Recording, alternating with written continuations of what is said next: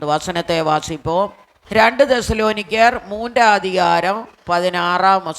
2 தெசலோனிக்கர் 3:16. சமாதானத்தின் கர்த்தர் தாமே எப்பொழுதும் சகல விதத்திலும் உங்களுக்கு சமாதானத்தை தந்தருளுவாராக. கர்த்தர் உங்கள் அனைவரோடும் கூட இருப்பாராக. ஆமேன். அன்பின் பரலோக பிதாவே, உயிர்த்தெழுந்த கால வேலைக்காக நன்றியோடு துதிக்கிறோம். இந்த மாதத்தின் வாக்குதத்த வசனமாக இந்த வசனம் எங்களுக்கு கொடுத்திருக்கிறேன் ஆண்டவரே. இந்த வசனத்தின்படி ஆண்டவரே அங்கே நடக்கும்படி கர்த்தர் எங்களுக்கு உதவி செய்யும். பிள்ளைகளுக்கு ஆசீர்வதித்து தாரும் அப்பா. அடியனே கர்த்தர் பலப்படுத்துவப்பா, இயேசுவின் நாமத்தில் பிதாவே, ஆமென். சமாதானத்தின் கர்த்தர் தாமே எப்பொழுதும் சகல விதத்திலும் உங்களுக்கு சமாதானத்தை தந்தருளுவாராக. கர்த்தர் உங்கள் அனைவரோடும் கூட இருப்பாராக.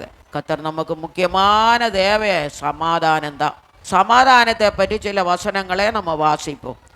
நாகூம் 1:15 வாசிப்போம். நாகூம் 1:15. இதோ சமாதானத்தை கூறுகிற சுவிசேஷனோட கால்கள் மலைகளின் மேல் வருகிறது. நம்ம எல்லாம் தேவனுக்கு சுவிசேஷத்தை சொல்லுகிறோம். ஆண்டவரோட சத்தியத்தை நம்ம சொல்லுகிறோம். கர்த்தர் நம்மளை இந்த மேலான சத்தியத்துக்குள்ள கர்த்தர் நம்மளை வழி நடத்தினான். எல்லாருக்கும் சமாதானத்தை சொல்லுவோம். சமாதானம் இல்லாட்டா இருக்கவே முடியாது. எல்லாம் இருந்தால் இருக்கலாம், சமாதானம் நமக்குள்ளே இல்லாவிட்டால் இருக்கவே முடியாது. ஆனபடினால் இந்த நாட்களில் நமக்கெல்லாம் சமாதானம் தேவை. சமாதானத்துக்கு விரோதமாக எந்த காரியங்களும் நம்மளோட மனதுக்குள்ளே இருக்கக்கூடாது. சமாதானத்தின் தேவன் நம்மோடு கூட இருக்கணும். கலக்கிறதான பல காரியங்கள் நமக்குள்ளே வரும். ஆனால் உங்கள் சமாதானத்தை நீங்கள் விட்டு விடாதீங்க. கர்த்தர் நமக்கு உலகம் தரக்கூடாத சந்தோஷம், சமாதானம். அவர் சமாதானத்தை கொடுக்குற தேவன். அந்த சமாதானத்தை கர்த்தர் இந்த நாட்களில் கர்த்தர் நமக்கு தர வேண்டும். யாவரோடு சமாதானமாயிருக்கும், பரிசுத்தமுள்ளவராயிருக்கும் நாடுங்கள் சொல்லுங்க. பரிசுத்தம் இல்லாமல் ஒருவனும் தேவனை தரிசிப்பதில்லை. ஆனபடினால கர்த்தர் சமாதானத்தை இந்த நாட்களில் தர வேண்டும்.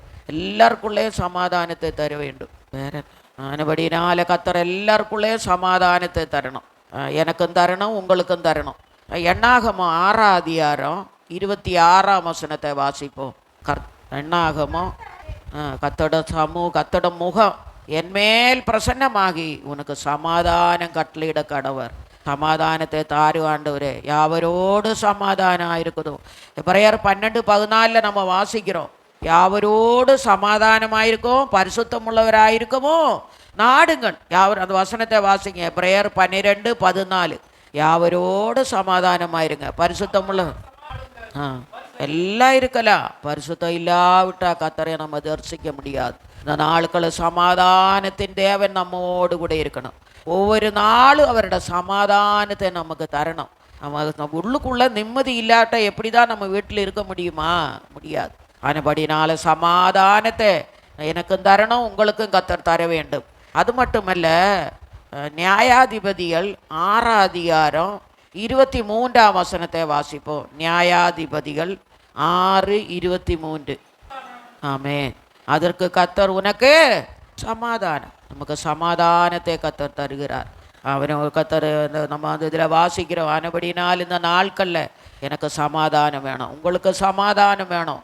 சமாதானத்தை கண்ணியமான எத்தனையோ காரியங்கள் நம்மளோட வாழ்க்கையில் வரலாம். ஆனபடினால் எல்லாவற்றையும் உதறி தள்ளிட்டு உங்களோட சமாதானத்தை உங்களோட இருதயத்தில் குறையாமல் பாதுகாத்து கொள்ளுங்க. நம்ம மனுஷரே பார்க்கக்கூடாது. மனுஷனுக்குள்ளே எல்லாருக்கும் பலவீனம் இல்லாதவங்க யாரும் இல்லை, குறை இல்லாதவங்க ஒருத்தர் இல்லை. நம்ம குறை இருக்க கண்டுதான் ஆண்டவர் இன்னும் இந்த உலகத்தில் வச்சிருக்குது. இவன் பூர்ணப்படலை, இவன் பரிசுத்தப்படலைன்னு சொல்லி தான் வச்சிருக்கிறாரு. அவர் விரும்புகிற நிலவரம் வந்துட்டேன்னா நம்ம யாரும் இந்த உலகத்தில் இருக்க போகிறதில்லை. ஆனபடினால் எல்லாருக்குள்ளேயும் குறை இருக்குது. குறையில்லாத மனுஷங்க கிடையாது. மனுஷனா பிறந்தனா இயேசுவை தவிர எல்லாருக்குள்ளேயும் குறை இருக்குது. ஆனால் அவனுக்குள்ளே அந்த குறை இருக்குது, அவன் இருக்கிறான்னு சொல்லலை. கர்த்தர் ஒரு மனுஷனுக்கு எத்தனை நாட்கள் இந்த உலகத்தில் வைக்க சித்தமாயிருக்கிறதோ அவர் தான். நம்மளால் ஒன்றும் பண்ண முடியாது. ஆனபடினால தேவன் எனக்கும் சமாதானத்தை தரணும், உங்களுக்கும் சமாதானத்தை தரணும். சங்கீதம் 29:11 வாசிங்க. சங்கீதம் 29:11. கர்த்தர் நம்முடைய ஜனத்துக்கு என்ன தருவாரா? பலனே தரும். நமக்கெல்லாம் கர்த்தர் கொடுக்குற பலன் தான், நம்ம சொந்த பலன் கிடையாது. ஹார்லிக்ஸு, பூஸ்ட்டு, காம்பளான் இதெல்லாம் குடித்ததுனால பலன் அல்ல, அவரோட பலன். இந்த பாரு, கொஞ்சம் நேரம் அபிஷேகத்தில் நிறைஞ்சிங்கல்ல, இந்த பலம் போதும். இந்த மாதம், இந்த வாரம் முழுவனும் அந்த பலத்தில் கத்தர் உங்களை நடத்துவார். அதுபடினால் கத்தர் தம்முடைய ஜனத்துக்கு பலனை கொடுப்பார். கத்தர் தம்முடைய ஜனத்துக்கு என்ன தருவாரா? சமாதானத்தை. உங்களுக்கும் சமாதானம் வேணும், எனக்கும் சமாதானம் வேணும். சமாதான காரணர் இயேசு தான். அதுபடினால் இந்த நாட்களில் சமாதானத்தை கத்தர் நமக்கு தர வேண்டும். அது மட்டுமல்ல, சங்கீதம் 37 வாசிங்க. சங்கீதம் 37. ஆமே. உத்தமனை நோக்கி செம்மையானவனை பார்த்து அந்த முழுவன் மனுஷனிடம் முடிவு சமாதானம். எத்தனையோ மனுஷர், நல்ல மனுஷருங்க இருக்கிறாங்க, அவங்களுக்கு நல்ல முடிவே கத்தர் கொடுக்குறாங்க. நமக்கு சொல்ல முடியுமா நாளைக்கு நம்ம முடிவு என்னன்னு? யாருக்கும் சொல்ல முடியாது. நானும் எப்படி மறிக்கிறேன்னு சொல்ல முடியாது, நீங்களும் எப்படி மறிக்கிறேன்னு சொல்ல. அது மட்டும் ஆண்டவர் சொல்லிடல. மீதி எல்லாம் எப்போ ஜனிப்பாங்க எல்லாம் கத்தருக்கு தெரியும். ஆனால் மரண நாள் மட்டும் கத்தருக்கு ஒருத்தருக்கு தான் தெரியும். அந்த நேரம் நம்ம எங்கே கடந்து மறிக்கிறானோ, வீட்டில் கடந்து மறிக்கிறாங்களா, போட போகிற இடத்துல மறிக்கிறாங்களோ, இதெல்லாம் நினைக்கிறது இல்லை யாரும். ஐயோ சாவு நாளைக்கு எப்படி வருவோன்னு நினைக்கிறாங்க. நான் தான் பெரிய ஆளுன்னு நினைக்கிறீங்க. ஆனால் எப்பொழுதும் நினச்சிக்கோங்க, நமக்கு ஒருத்தருக்கு மரணம் வரும்.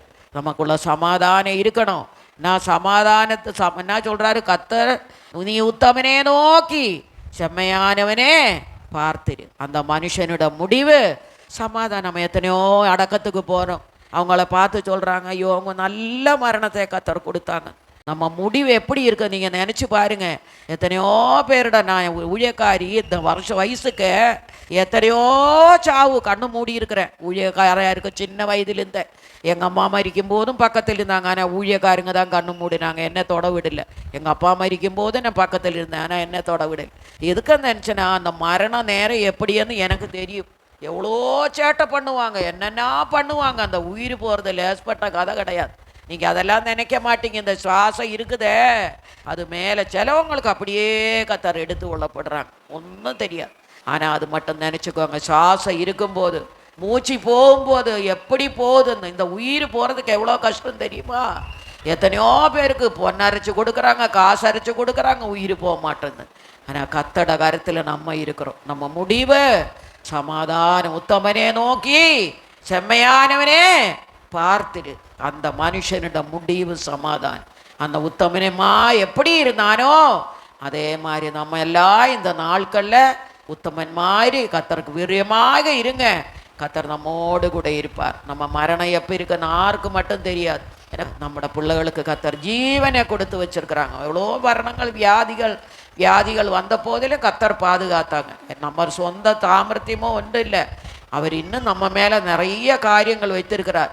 என் பிள்ளைகள் என்ன ஆண்டவருக்கு பிரியமாக இருக்கணும், எவ்வளோ ஆத்துமாக்களை சம்பாதிக்கணும், எவ்வளோ காரியங்கள் செய்யணும், கத்தர் ஒரு நோக்கம் வச்சிருக்கிறாங்க. நீங்கள் நினச்சிக்கோங்க, நம்மளை அழைத்த தேவன் இதுவரைக்கும் நம்மோடு கூட இருந்தார், நமக்கு சமாதானத்தை கொடுத்தார்.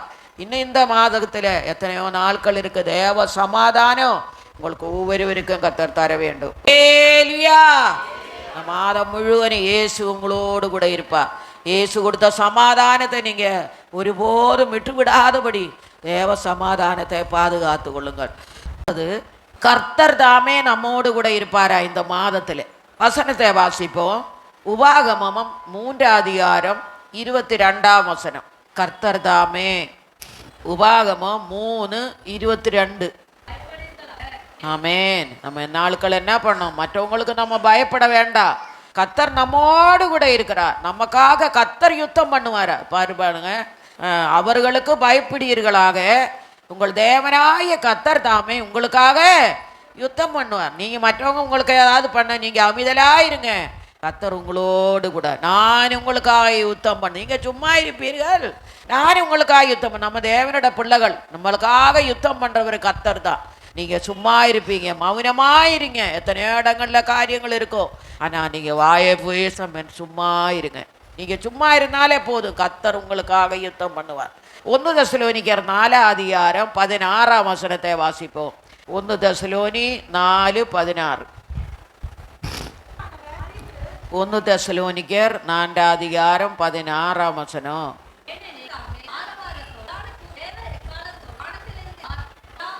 ஆமேன். கர்த்தர்தாம். ஏனெனில் கர்த்தர்தாமே ஆரவாரத்தோடும் பிரதான தூதனுடைய சத்தத்தோடும் தேவ எக்காலத்தோடும் வானத்திலிருந்து இறங்கி வருவார். அப்பொழுது கிறிஸ்துவுக்குள் மரித்தவர்கள் முதலாவது எழுந்திருப்பார். நான் மரித்தவங்களை பற்றி நம்ம சொல்லுறோம். முதலாவது மரித்தவங்க தான் எழும்ப போகிறாங்க. அதுக்கப்புறம் தான் நம்ம உயிரோடு இருக்கிறவங்க போகிறாங்க. அவங்க வேலையை முடித்து போயிட்டாங்க. என்ன, அவங்க இளைப்பாறுதலுக்குள்ளே இருக்கிறாங்க. பிதாவின் மடியில் பரதீசையில் அவங்க இருக்கிறாங்க, இளைப்பாறிட்டு இருக்கிறாங்க இப்போ. ஆனால் நம்ம தான் உலகத்தில் இருக்கிறோம், பாரம் சுமந்து தவிச்சுட்டே இருக்கிறோம். 1 கோரிந்தரில் வாசிக்கிறோம், நம்ம பாரம் சுமந்து தவிச்சுட்டு இருக்கிறோம். நமக்கு இன்னும் கத்தர் நேரம் கொடுக்கல. இன்னும் கொஞ்ச நாட்கள் கத்தர் கொடுத்துருக்குறாங்க. என் பிள்ளை சீர்படும் ஸ்திரப்படுவோன்னு கத்தர் கொடுத்துருக்குறாங்க. ஆனபடினால இந்த நாட்களில் நம்ம ஆயத்தப்பட வேண்டும். இந்த வருஷத்தின் கடைசியில் வந்திருக்கோம். வருஷம் நமக்கு ஜீவனை கொடுத்தார், சுகத்தை கொடுத்தார், பலத்தை கொடுத்தார். அவருக்கு நன்றி சொல்லுவோம். நம்மளை இன்னும் கொஞ்சம் ஆராய்ந்து தேவ சமூகத்தில் நம்ம கிட்டி சேருவோம். இன்னும் கிட்ட சேர்ந்து போவோம். ஆண்டவரோட நம்ம நெருங்குவோம். வருஷ கடைசியில் வர வர வர கிறிஸ்மஸ் ஒரு பக்கம் நிற்கிது. ஆனாலும் நம்ம அடுத்த வருஷத்துக்கு வர போகிறோமே, நம்மளை சுத்திகரிக்க வேணுமே, புது வருடத்துக்குள்ளே நம்ம போக வேணுமே. அதுக்கு ஒரு புதிய தீர்மானங்கள் எடுத்து தான் நம்ம அதுக்குள்ளே போக வேண்டும். அதுபடினால கத்தர் தாமே ஆரவாரத்தோடும் பிரதான தூதனிட சத்தத்தோடும் தேவைய காலத்தோடும் வானத்திலிருந்து வருவார். அப்போ கிறிஸ்துவுக்குள் மரிச்ச நம்ம ஐயா எல்லாம் முதலாவது எழும்பி வருவார்கள். இந்த நாட்களில் பரிசுத்தப்படுத்த வேண்டும். அவருக்கு நேரான பாதையில் நம்மளை இன்னும் இந்த வருஷத்தின் கடைசியில் வந்திருக்கிற நம்மளை ஒன்று கூட கத்தர் பரிசுத்தப்படுத்த, கத்தர் தாமே நம்மோடு கூட இருந்து மற்றவங்க நம்மளை நடத்துறதில்ல. ஆண்டவரே, அவரோட காலையில் எழும்பு போதை நான் எப்போவும் சொல்லுவேன், ஆவி ஆத்ம சரீரத்தை கத்தோட கருத்தில் கொடுங்க. ஆண்டவரே, இந்த நாளெல்லாம் நீர் என்னோடு இருப்பா, நீர் என்ன நடத்துமப்பா, உம்முடைய கிருபை எனக்கு தாரும் ஆண்டவரே, உம்முடைய கிருபை எனக்கு தாரும் சொல்லி தேவ சமூகத்தில் கூடும்போது கத்தர் தாமே நம்மோடு கூட இருந்து நம்மளை நடத்துவாரா. 124 சங்கீதம் 2ஆம் வசனத்தை வாசிங்க. 124:2. ஆமாம், கத்தர் தான் நம்மோடு கூட இருக்கணும். கத்தர் நம்முடைய பக்கத்தில் இருந்தா ஒருத்தனும் ஒன்றும் நம்மளோடு செய்ய முடியாது. அவர் நம்மளை பாதுகாக்கிறவர், அவர் நம்மளை அரவணைக்கிறவர். நம்முடைய துக்கத்தை கத்தர் மாற்றி நமக்கு சமாதானத்தை தருகிற தேவன். ஆனபடினால் இந்த 12ஆம் மாதத்தின் வாக்குத்தத்த வசனமாக கத்தர் கொடுத்தாங்க. கத்தர் உங்களுக்கு சமாதானத்தை தருவார். நீங்கள் எங்கே போனாலும் கத்தர் உங்களோடு கூட வருவார். உங்களை பாதுகாக்கிறவராக இருக்கிறார், தீமைகளுக்கு விடுதலையாக்குறவராக இருக்கிறார். உபாகமம் 1:30 வசனத்தை இஸ்ரவேல் ஜனங்கள் பிரயாணம் பண்ணி போகும்போது தேவனாய கத்தர் அவங்களோடு கூட இருந்தார். அவங்களுக்கு கேட்டதெல்லாம் கத்தர் கொடுத்தார். அவங்களுக்கு என்ன ஆகாரத்துக்கு குறவு வந்துச்சா, அவங்க கொடுத்துருந்த ட்ரெஸ்ஸோட பழசாகி போகவே இல்லையா, என்ன மாற்றி மாற்றி அவங்க ட்ரெஸ் போட்டாங்க. அதுதான் சொல்கிறாங்க, காலில் போட்ட செருப்பு பழசாக இல்லையா, உடுக்கிற வஸ்திரம் பழசாகி போக இல்லையா. இஸ்ரேல் ஜனங்கள் 40 வருஷம் நடந்தாங்க, கத்தர் அவங்களோடு கூட இருந்தாங்க. அதே போல இஸ்ரேல் ஜனங்களை நடத்தின தேவன் உன்னோடும் கூட இருக்கிறார், என்னோடும் கூட இருக்கிறார். நம்ம இத்தனை நாட்களில் ஆண்டவரை தெரிந்த நாள் முதற்கொண்டு இதுவரைக்கும் நமக்கு சலிப்பு வந்துச்சா, ஐயோ ஏன் தான் சபைக்கு போகிறோமா, ஏன் தான் அபிஷேகத்தில் இல்லை, இன்னும் கிட்ட தான் நெருங்கணும். நான் அபிஷேகத்தின் வல்லமையில் நம்ம பலப்படணும். ஆண்டவரே, நாளைக்கு என்னை குறித்து என்ன நோக்கம் வச்சிருக்கப்பா, நம்ம ஒரு ஆத்மாக்காவது சத்தியத்தை சொல்லாம நீங்கள் தூங்கக்கூடாது. கடைசி நாட்களில் வந்திருக்கிறோம். சத்தியத்தை சொல்லுங்க, சத்தியத்தை அறிவியல், சத்தியம் உங்களை விடுதலையாக்கும். அநேகருக்கு சத்தியத்தை சொல்லி இயேசுக்கிட்ட கொண்டு வாங்க. அந்த வருஷத்தின் கடைசியில் வந்திருக்கிறோம். கிறிஸ்மஸ் வருது, நியூ இயர் வருது. அநேக அநாதர், ஏழைகள், திக்கற்றவர்களுக்கு போய் ஆண்டவரை பற்றி சொல்லுங்க. கர்த்தர் அவங்களோடு கூட இருந்து நடத்துவார். ஆனபடினால் இந்த நாட்களில் கர்த்தர் தாமே உங்களோடு கூட இருந்து எங்கே போனாலும் அவர் உங்களோடு கூட இருப்பார். அவர் உங்களை விட்டு விலகவும் மாட்டார். உங்களை கைவிட வாகனத்தில் போனாலும், காரில் போனாலும், பைக்கில் போனாலும், சைக்கிளில் போனாலும் கர்த்தர் உங்களோடு கூட இருப்பார். தேவன் தாமே உங்களுக்கு முன்னதாக போவார். அவர் தடைகளை நீக்கி போடுகிற தேவனாக உங்களுக்கு முன்னதாக அவர் போய்கொண்டிருக்கிறார். ஒரு பெரிய அதிகாரி ரோட்டில் போகும்போது அதிகாரி பின்னாலே வருவாங்க. போலீஸுகாரெல்லாம் என்ன பண்ணும், போங்க போங்க போங்க, தள்ளுங்க தள்ளுங்க, அதிகாரி பின்னால் வருவோன்னு வழி கொடுக்கறது போல நீங்கள் போகிற இடங்களில் பிசாசு என்ன பண்ணுவார் தெரியுமா, உங்களோட தடைகளை நீக்குவார். உங்களுக்கு முன்னால இயேசு தூதர்கள் உங்களுக்கு முன்னால் முன்னும் பின்னும் பாதுகாவலாக இருக்கு. நீங்கள் நினைக்கலையா? நான் எப்பவும் நினைப்பேன், வாகனத்தில் ஏறி உட்காரும் போதே நினைப்பேன், ஆண்டவரே முன்னும் பின்னும் எனக்கு தூதர்கள் தான், நீ பாதுகாவலப்பா. என்னோடு கூட இருக்கிறார், பாதுகாக்கிறவர். அதே போல இந்த மாதம் முழுவதும் உங்களுக்கு வர எல்லா தீமைக்கும் முதல் உங்களுக்கு சமாதானத்தை தருகிறவர். ரெண்டாவது கத்தர் தாமே உங்களோடு கூட இருப்பார். நீங்கள் பயப்படாதீங்க. மனுஷர் இல்லையே, எனக்கு அவங்க இல்லையா இவங்க இல்லையான்னு பயப்படாதீங்க. கத்தர் உங்களோடு கூட இருக்கிறார். நீங்கள் எங்கே போனாலும் அவர் உங்களுக்குன்னு ஒரு தூதனை கத்தர் கொடுத்துருக்கிறார். யாத்ராமத்தில் நம்ம வாசிக்கிறோம், வழியில் காக்கும்படிக்கு யாத்ராதன் இருக்கிறார்.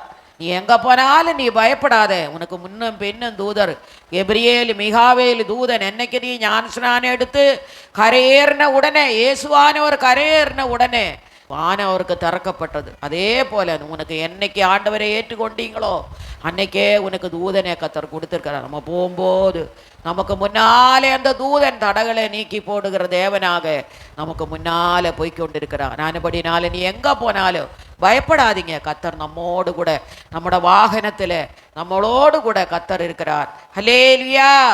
அது மட்டுமல்ல, எப்பொழுதும் அவர் நம்மோடு கூட இருக்கிறாரா. ஒரு வசனத்தை வாசிப்போம். லேவியராகமம் 6ஆம் அதிகாரம் 13ஆம் வசனத்தை. அந்த இடத்துல பரிசுத்த அக்கினி எப்பொழுதும் எரிஞ்சு கொண்டே இருக்கணுமா. அதுக்கு எண்ணெய் ஊற்றி கொண்டே இருக்குமா. அந்த இடத்துல அக்கினி எரிஞ்சு கொண்டே இருக்கணுமா. அதுக்கும் சொல்றேன்னா, அது எப்பொழுதும் அக்கினின்னு சொல்லும்போது நமக்குள்ள பரிசுத்தாவி இருக்கணும். எப்பொழுதும் பரிசுத்தாவியில் நிறைஞ்சு நம்ம இருக்கணும். நம்மட அந்த பரிசுத்தாவி அவிழ்ந்து போகிறதுக்கு நம்ம விடக்கூடாது. என்ன கஷ்டம் வந்தாலும் சோதனை வந்தாலும் அபிஷேகத்தின் பலன் இருந்தால் தான் அதை மேற்கொள்ள முடியும். நம்ம கொஞ்சம் நேரம் பலகீனத்தோடு நம்ம துக்கத்தை நம்ம தாங்கணும்னு நினச்சினா அந்த பலன் தான் நமக்கு வேணும். நம்ம பரிசுத்தாவியின் பலன் இல்லாவிட்டால் துக்கத்தை நம்மளால் தாங்க முடியாது. அதுபடினால் எப்பொழுதும் அந்த பலிபீடத்தில் அக்கினி எரிஞ்சு கொண்டே இருக்கணும். உனக்குள்ள இருந்த ஸ்தோத்திரம் ஜெபம் எப்பொழுதும் பொங்கிட்டே இருக்கணும். நீ எந்த நேரம் ஸ்தோத்திரம் வாயில சொல்லிகிட்டே இருங்க, அல்லேலூயா சொல்லிகிட்டே இருங்க. நான் இப்போ சிபிஎம் இல்லைல்ல, இப்போ எப்படி நினச்சின்னா அதிகம் ஜெபம் இல்லையா. எங்கள் பிள்ளைகளெல்லாம் சிபிஎம் தான். அதான் அதுக்கு சொல்லுவாங்க, சோத்திரம் சோத்திரம் சோத்திரம் சோத்திரம் சோத்திரம் சோத்திரம். முழங்காலில் நின்று ஸ்தோத்திரம் பண்ணிகிட்டே இருக்கணுமா. 6 ஜபம் இல்லை, அவ்வளோ கிடையாதா. இப்போ ஸ்தோத்திரம் தானே. ஸ்தோத்திரம் சோத்திரம் சோத்திரம் சொல்லும்போது பிசாசு வெக்கப்பட்டு போகுதா. கல்லறிகிற மாதிரி தானே. அங்கே விழும்போது அவன் அங்கே இருக்காதா. 1000 ஸ்தோத்திரம், 2000 ஸ்தோத்திரம், 3000 ஸ்தோத்திரம், 5000 ஸ்தோத்திரம். நீங்களும் சொல்லி பாருங்க, ஸ்தோத்திரம் ஸ்தோத்திரம் ஸ்தோத்திரம் ஸ்தோத்திரம். ஸ்தோத்திரத்தினால கிருபை பெருகுது. அதுபடினால் இந்த நாளில் அக்கினி எரிஞ்சிட்டே இரு. நமக்குள்ளே எப்பொழுதும் பரிசுத்த அக்கினி, அபிஷேக அக்கினி ஆனது நமக்குள்ளே எரிஞ்சு. நம்ம கொடுத்த கிருப வரங்கள், பரிசுத்தாவின் அபிஷேகம், தாளந்துகள், கொடுத்த தாளந்தை ஒரு நாளும் ஆண்டவர் எடுக்க மாட்டார். நம்ம தான் அது பிரயோஜனப்படுத்தி கொண்டே இருக்கணும். அதுபடினால் இந்த நாட்களில் நமக்குள்ளே அந்த அக்கினி எரியிற அனுபவத்துக்குள்ளே காணப்பட வேண்டும். அது மட்டுமல்ல, லேவியராகமம் 24:4 தெளிவெண்ணெய் ஒலிவெண்ணெய் ஊற்றி தான் அந்த எண்ணெயை வெளியே வைக்கிறாங்க. அந்த எண்ணெய் இடித்து விழுந்த ஒலிவெண்ணெய் தான் அதில் ஊற்றுறோம். ஆராதனைக்குள்ள அந்த ஸ்தலத்தில் வைக்கிறதானது அந்த விளக்குக்குள்ள. அதே போல பரிசுத்தாவின் நிறையான ஒலிவெண்ணெய், பரிசுத்த ஒலிவெண்ணாகி அந்த அபிஷேகம் நமக்குள்ள இருக்குது. எப்பொழுதும் நம்ம எழுந்து பிரகாசிக்கிறவங்களாக இருக்க வேண்டும். நமக்குள்ள எப்பொழுதும் அந்த விளக்கை எரிஞ்சிட்டே இருக்கணும், அணைக்கக்கூடாது. ஸ்தோத்திரம் பண்ணிகிட்டே இருங்க, ஆவியில் நிறைஞ்சிட்டே இருங்க. கத்தர் உங்களோடு கூட இருப்பார். உங்களோட பலவீனத்தில் அவரோட பலன் தருவார். உடம்பு வலியா, கையாலி வலியா, 4 ஸ்தோத்திரம் பண்ணிட்டு தடவி விடுங்க, கத்தர் பலப்படுத்துவார். நான் அப்படி தான் பண்ணுறேன். நான் எந்த நேரம் ஸ்தோத்திரம் பண்ணி பலப்பட்டுட்டு கத்தருக்குள்ளே தான் பலப்படுறோம். சாப்பாட்டுனால பலம் கிடையாது, பரிசுத்தாவியின் பலத்தினால. அபிஷேகத்தில் நிறையுங்க, வல்லமையில் நிறையுங்க. உங்களுக்கு கிடைக்கிற நேரம் சொந்த உட்கார்ந்துருந்து ஜெபம் பண்ணுங்க, கத்தர் நம்மோடு கூட இருப்பார். அது மட்டுமல்ல, உபாகமமும் 11ஆம் அதிகாரம் 12ஆம் வசனத்தை, அது தேவனாய கத்தர் விசாரிக்கிற தேசம். வருஷத்தின் துவக்கம் முதல் வருஷத்தின் முடியும் மட்டும் எப்பொழுதும் தேவனாய கத்தரின் கண்கள் அதன் மேல். கத்தர் இந்த வருடம் முழுவதும் நம்மளையும் நம்மட பிள்ளைகளையும் பாதுகாத்தாரே. அந்த வாக்குத்தத்த வசனம் நம்மளை நடத்தினாங்களே, எவ்வளோ நல்ல தேவன் பாருங்க. நீங்கள் நினச்சி பார்க்குறீங்களா? இந்த வசனம் எங்களை நடத்தினீங்களாப்பா. இது வரைக்கும் எங்களோட ஜனங்களே, இங்கே கூட வர்ற இந்த பிள்ளைகளெல்லாம் நம்ம குடும்பக்காருங்க. சொந்தம் நமக்கு முக்கியம் கிடையாது. விசுவாசி மக்கள் தான் நமக்கு சகோதரங்கள். அவங்க ஜீவனோட, அவங்க சுகத்தோடு இருந்தாலே போதும் நமக்கு. சொந்தம் என்ன, எப்பவுமா நம்ம சொந்தக்காரு நம்ம வீட்டு. நம்ம ஒருத்தர் முகத்தை பார்க்குறோம். நல்லா இருக்கிறீங்களா, கைப்பிடிச்சு ஸ்தோத்திரம் பண்ணுங்க, நல்லா இருக்கிறீங்களான்னு. கத்தர் நம்மளை ஜீவனோட, சுகத்தோட, பலத்தோட கத்தர் வைத்திருக்கிறதான மேலான கிருபைகளுக்காக ஸ்தோத்திரம். இந்த வாக்குத்தத்த வசனம் கத்தர் இன்னைக்கு கொடுத்தாரு. அதுவும் தேவனாய கத்தர் விசாரிக்கிற தேசம். வருஷத்தின் துவக்கம் முதல் வருஷத்தின் முடியும் மட்டும் எப்பொழுதும் தேவனாய கர்த்தரின் கண்கள் അതിന്മേ இந்த வருஷம் முழுவதும் கர்த்தர் நம்மோடு கூட இருந்தார். நம்முடைய தேவைகள் எல்லாம் தந்தார். நம்முடைய பிள்ளைகளுக்கு படிக்கிறதுக்கு ஒன்றும் இல்லை, கர்த்தர் உதவி செய்தார். என்னென்ன காரியங்கள் நம்மளோட வாழ்க்கையில் செய்தாங்க நினச்சி பாருங்க. இந்த வாக்குத்தத்த வசனம் எனக்கு எவ்வளோ நல்லா இருந்துச்சு. இது முடியல, இன்னொரு 3 வாரம் இருக்குது. அப்போ தான் கர்த்தர் கொடுத்த வாக்குத்தத்த வசனம் உறுதியாக இருக்கும். எனக்கு மட்டுமல்ல, உங்களுக்கும் கர்த்தர் போதுமானவராக இருக்கிறார். அவர் உங்களே விசாரிக்கிற தேவன், ஒவ்வொரு நாளும் உங்களை அவர் நடத்துகிற தேவன். இன்னும் இந்த மீதி உள்ள நாட்களில் கர்த்தர் கரம் உங்களோடு கூட இருந்து கர்த்தர் உங்களை நடத்துவார். அது மட்டுமல்ல, எப்பொழுதும் அவர் உங்களோடு கூட இருப்பாரா. சங்கீதம் 71:14 வாசிங்க. சங்கீதம் 71:14. நம்ம மேலதாப்பா நான் நம்பிக்கை வச்சிருக்கிறப்பா, நான் எப்பொழுதுமே துதித்து கொண்டே இருக்கிறேப்பா, தூரத்திலிருந்து ஸ்தோத்திரம் பண்ணிகிட்டே வருவேன். பிள்ளைகளை பாதுகாத்துக்கொள்ளும், ஒவ்வொரு பிள்ளைகளையும் ஒவ்வொரு நாளும் ஸ்தோத்திரத்தில் வைக்கிறேன். நீ பாதுகாத்துள்ளப்பா, யாருக்கு அந்த ஆபத்தோ விபத்தோ வரக்கூடாதப்பா. எங்கள் பிள்ளைகளை நீ கண்மணி போல பாதுகாத்து எப்பொழுதும் நீ அவங்களோடு இருவப்பா. ஒரு கண்ணு மூடி திறக்கிறதுக்குள்ளே என்ன வரும்னு எங்களுக்கு தெரியாது, ஆனால் நீ கூட இருவப்பா. எங்களோட பிள்ளைகளோடு கூட இரு. முதலாவது சமாதானத்தை தருகிற தேவன், ரெண்டாவது கர்த்தர் தாமே உங்களோடு கூட இருக்கிற தேவன், மூன்றாவது அவர் எப்பொழுதும் உங்களோடு கூட இருப்பார். மாதத்தில் நான் போக வேண்டிய பாதையை நீ எனக்கு காட்டுமப்பா, நான் நம்முடைய பாதையை விட்டு போக மாட்டேன்டா அதுக்கு அர்த்தம். அதுபடினால அவரோட பாதையில் எப்பொழுதும் கர்த்தர் நம்மளை நடத்துவார். அடுத்தது, கர்த்தர் உங்கள் அனைவரோடும் கூட இருப்பாராக. இது கடைசியில் நம்ம சொல்கிறது, கடைசி நம்ம சொல்லி முடிக்கிற காரியங்கள். ரோமர் 15:33 சமாதானத்தின் தேவன் இந்த மாதம் முழுவதும் உங்களோடு கூட இருப்பாராக. உங்களுக்குள்ள சமாதானத்தை தரணும், குடும்பத்துக்குள்ள சமாதானத்தை தரணும், வீட்டுக்குள்ள ஒருவருக்கு ஒருவர் சமாதானத்தை தரணும். எபிரேயர் 12:14 யாவரோடு சமாதானமாக இருக்கணும். வருஷத்தின் கடைசியில் நீங்கள் உங்களோட இருதயத்தை தொட்டு பாருங்க, ஆண்டவரே யாவரோடு நான் சமாதானமாக இருக்கிறேனா. கர்த்தர் நமக்கு இந்த சமாதானத்தை எனக்கு மட்டுமல்ல உங்களுக்கும் கர்த்தர் தர வேண்டும். அது மட்டுமல்ல, பிலிப்பியர் 4:23 கர்த்தராகிய இயேசு கிறிஸ்துவின் கிருபை உங்கள் அனைவரோடு இந்த மாதத்தில் இருப்பதாக, ஆண்டவர் வரைக்கும் இருப்பதாக. கர்த்தர் இந்த மாதம் முழுவதும் அந்த தேவ சமாதானம் உங்களுக்கு ஒவ்வொருவருக்கும் தருவீராக. மட்டுமல்ல, 2 தெசலோனிக்கர் 3:18 கிறிஸ்துவின் கிருபையானது சின்னவரோடும் பெரியவங்களோடும் வயசானவங்களோடும் எல்லாரோடும் கூட கர்த்தராகிய இயேசு கிறிஸ்துவின் கிருபை அவரோட வருகை மட்டும் உங்களோடு கூட இருப்பதாக. மற்றவங்க ஆண்டவர் கடைசியில் ஆசீர்வாதம் சொல்லி முடிக்கிறது அதுதான். அதே போல் நீங்கள் இந்த நாட்களில் அவரோட கிருபை இந்த மாதம் முழுவதும் உங்களோடு கூட உங்களை நடத்துவாராக. இன்னொரு வசனத்தை வாசிப்போம். எபிரேயர் 13:25 கிருபையானது இந்த மாதம் முழுவதும் கர்த்தர் உங்களோடு கூட இருப்பார். முதலாவது கர்த்தர் என்ன தருகிறார்? சமாதானத்தை. இந்த மாதம் முழுவதும் கர்த்தர் உங்களுக்கு சமாதானம், உங்களுக்குள்ள சமாதானத்தை தாரும். ஆண்டவரே எனக்கு சமாதானத்தை தாரும் அப்பா, சமாதானம் இல்லாமல் இருக்க முடியாதப்பா. கர்த்தர் சமாதானம். ரெண்டாவது, கர்த்தர் தாமே நீ எங்கே போனாலும் உனக்கு முன்னால் தேவன் உன்னோடு கூட வருவார். வழி பிரயாணத்தை கர்த்தர் வாய்க்க செய்வார். வேலைக்கு போறியா, வீட்டில் இருக்கிறியா, வாகனத்தில் போகிறியா, கர்த்தர் உனக்கு முன்னாலே போகிறவராயிருக்கிறார். நீ பயப்படவும் கலங்கவும் வேண்டாம், கர்த்தர் உன்னோடு கூட இருப்பார். அது மட்டுமல்ல, அவர் எப்பொழுதும் உன்னோடு கூட இருக்கிறார். ஒரு நாள் மட்டுமல்ல, எந்த நேரமும் அவர் உன்னோடு கூட எப்பொழுதும் உன்னோடு கூட இருக்கிறார்.